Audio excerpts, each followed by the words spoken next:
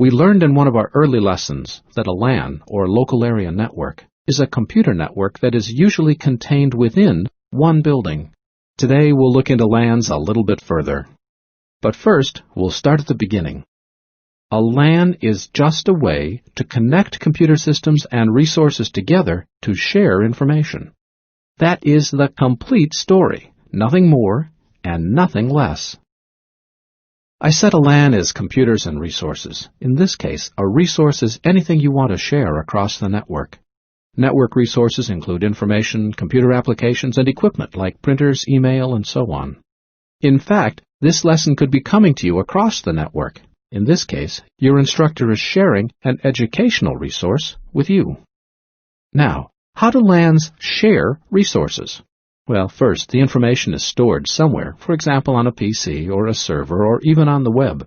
Second, all users are interconnected via concentrators and a structured wiring system. And third, the information was made available in a way that allows it to be shared. Not all information on a network is shared. Sometimes its owner wants to keep it private or only make it available to a few individuals. These computers and resources make up a LAN. At its basic level, a LAN is just information, computers, and wiring all working together for the benefit of all. Now, you may ask, how does this all work? Well, I'm tempted to say perfectly, but just as in real life, computers speak different languages, which, as you recall, are called protocols. Everyone in the world does not speak the same language, and neither do computers. People use English, French, or Japanese to communicate. Computers use Ethernet, token ring, or ATM. If two people speak different languages, an interpreter can do the translation. Well, the same works in LANs.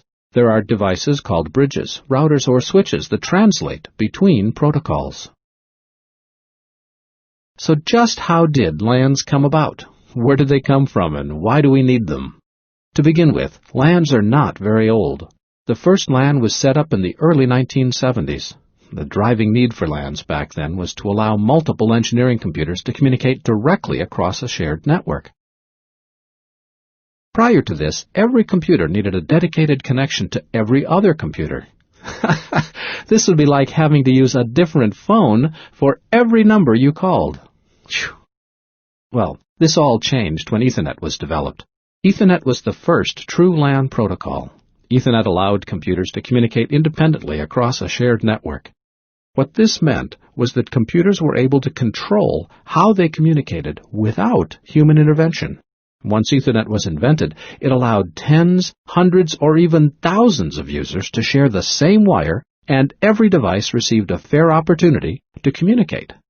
The process of how Ethernet works will be discussed in a separate lesson.